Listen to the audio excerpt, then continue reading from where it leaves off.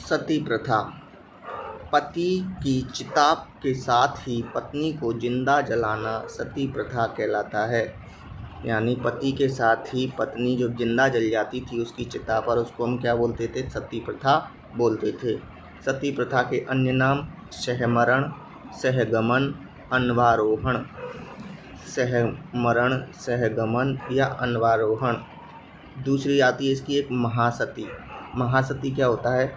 पति की मृत्यु के बाद उसकी किसी निशानी के साथ पत्नी का सती होना क्या कहलाता है? महासती कहलाता है। पिछली बार सती की प्रथा जो थी वो ऐसी थी कि अगर वो गर्भवती है महिला तो उस समय वह पति की चिता में जलकर नहीं मर सकती थी। जब उसकी संतान हो जाती थी तो उसके बाद में, यानी बच्चे को जन्म देने के बाद में, वह अपनी पति की किसी निशानी जैसे पगड़ी, कपड़ा, गमछा जो भी है उसको लेकर चिता पर बैठ जाती थी और मृत्यु को प्राप्त हो जाती थी। उसे बोलते थे महासती। महासती का जो अन्य नाम मिलता है वह हमें मिलता है अनुमरण, यानी पीछे मरना, अनुमरण।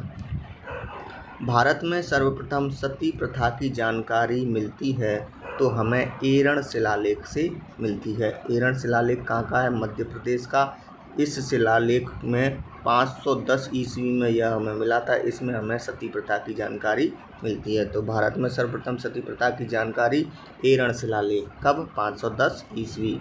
राजस्थान में सती प्रथा की सर्वप्रथम जानकारी हमें गटियाला शिलालेख से मिलती है। गटियाला शिलालेख कहाँ पर है? जोधपुर में है। यहाँ पर कब मिली थी ये जानकारी? 861 ईस्वी में मिलती है। ठीक है। राजस्थान की प्रथम सती मानी गई हैं तो संपल कंवर, ये नाम याद रखना है हमको। क्या नाम है उनका? संपल कंवर। पहली सती थी यह संपल कंवर। कौन थी संपल कंवर? तो यह मंडौर के सेनापति राडूका की पत्नी थी। मंडौर के सेनापति राडूका जो थे उनकी पत्नी थी संपल कंवर, जो राजस्थान की प्रथम सती मानी जाती हैं। राजस्थान की अंतिम सती किसको माना गया है? तो वो है रूप कंवर। क्या नाम है उनका? रूप कंवर। रूप कंवर कौन थी? तो रूप कंवर देवराला गांव सीकर की रहने वाली थी, जिन्होंने 1987 में, अभी हाल ही में 1987 में सती हुई थी यह पति के साथ में। जो रूप कंवर जो थी वह श्रीमाल सिंह की पत्नी थी। ठीक है। राजस्थान में सती प्रथा पर सर्वप्रथम रोक लगाने वाली रियासत कौन सी थी? तो सर्वप्रथम रोक लगाने वाली रियासत थी बूंदी। इसने 1822 में सती प्रथा पर क्या लगा दी थी? रोक। बूंदी शासक थे विष्णु सिंह, उनके द्वारा राजस्थान में सती प्रथा पर रोक लगाई गई थी। इसके बाद अगली साल यानी एक वर्ष बाद कोटा रियासत ने भी सती प्रथा पर रोक लगाई थी। पहली बूंदी, दूसरी कोटा। राजा राम मोहन राय के प्रयासों से विलियम बेंटिंक के द्वारा, जो यहाँ के बादशाह रहे थे, सती प्रथा निवारण अधिनियम 1829 की धारा 17 के तहत भारत में सती प्रथा पर पूर्ण प्रतिबंध लगा दिया था। देखो, ये सती प्रथा निवारण अधिनियम 1829 में आ गया था। उसके बाद भी कई सती हुई थी, जैसे कि अभी देवराला की घटना आई थी जिसमें रूप कंवर थी, वो तो 1987 में, लगभग 150 साल बाद उसकी सती हुई थी। तो इस कानून के बाद भी राजस्थान में या भारत में सती प्रथा लागू हुई थी। लेकिन भारत भर में सती प्रथा पर रोक लगाने का श्रेय किसको जाता है? विलियम बेंटिंक को। किसके प्रयासों से लगाई थी? राजा राम मोहन राय के प्रयासों से। कौन से अधिनियम के तहत? सती निवारण अधिनियम, ये 1829 की धारा कौन सी है? 17 के तहत रोक लगा दी थी।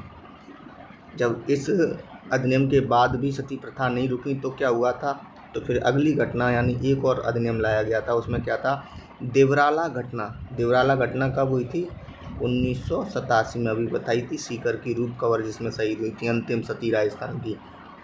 हाँ, तो देवराला घटना के बाद सती महिमा मंडन अधिनियम, सती महिमा मंडन अधिनियम 1987, सती महिमा मंडन 1987 लाया गया। इसके तहत सती से संबंधित लोकगीत, महिमा मंडन, मेले व जागरण आदि पर पूर्ण प्रतिबंध लगा दिया गया, जिसके बाद देश में कोई भी सती की घटना नहीं हुई या नहीं दिखी। यानी ऐसी जो प्रोत्साहित करने वाली चीज़ थी, जिसके तहत सती मेला लगता था, सतियों के महिमा मंडन में गीत गाए जाते थे, लोकगीत बने हुए थे, जागरण होते थे, उन सब पर सती महिमा मंडन अधिनियम 1987 के बाद रोक लगा दी गई, जिसके बाद में क्या हुआ, सती प्रथा भारत में बंद हो गई। प्रश्न केवल एक है कि सती महिमा मंडन अधिनियम कब लाए थे, तो 1987 में लाए थे। किसके कारण लाना पड़ा था ये, तो देवराला घटना के कारण लाना पड़ा था। देवराला घटना क्या है, 1987 में रूप कंवर के द्वारा सती होना। रूप कंवर क्या नाम है, अंतिम सती रूप कंवर जो थी वो सती हो गई थी, तो इस घटना के बाद यह अधिनियम लाया गया था। राजस्थान में महिलाएं ही सती नहीं होती, पुरुष भी सती हुए हैं। ऐसे में एक सती पुरुष हुए थे, उसको सता बोलते हैं। तो सता बाबा इनका मंदिर बना हुआ है। तो राजस्थान में सता बाबा का मंदिर कहाँ पर है, तो ओझड़ू। ओझड़ू ये कहाँ पर है, ओझड़ू, तो ओझड़ू जो है झुंझुनू में है, वहाँ पर सता बाबा का मंदिर है। सता बाबा का मंदिर स्थित है ओझड़ू में। अगली प्रथा आती है दास प्रथा। दास प्रथा क्या है, किसी दुश्मन राजा द्वारा अन्य राजा को हराकर उसके राज्य की महिला व पुरुषों को अपने अधिकार में लेना और बाद में उनको अपना दास बनाना दास प्रथा कहलाती है। दास प्रथा की सर्वप्रथम जानकारी हमें कौटिल्य के अर्थशास्त्र से मिलती है। दास प्रथा की सर्वप्रथम जानकारी कौटिल्य के अर्थशास्त्र में। दास प्रथा पर सर्वप्रथम रोक किसने लगाई थी, तो कोटा रियासत ने लगाई थी 1832 में। ये हमें याद रखना है। सती प्रथा पर बूंदी ने लगाई थी, कब, 1822 में, जबकि दास प्रथा पर रोक किसने लगाई थी, कोटा ने 1832 में।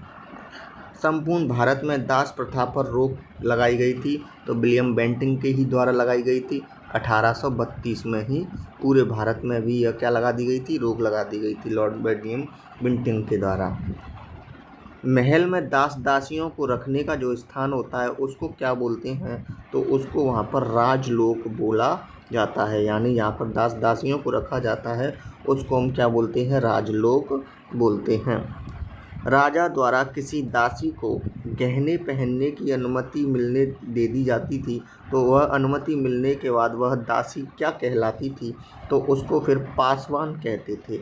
उस दासी को क्या बोलते थे, पासवान, या फिर खवासन भी बोलते थे उसको, खवासन, या फिर उसको पड़दायत भी बोला जाता था, पड़दायत।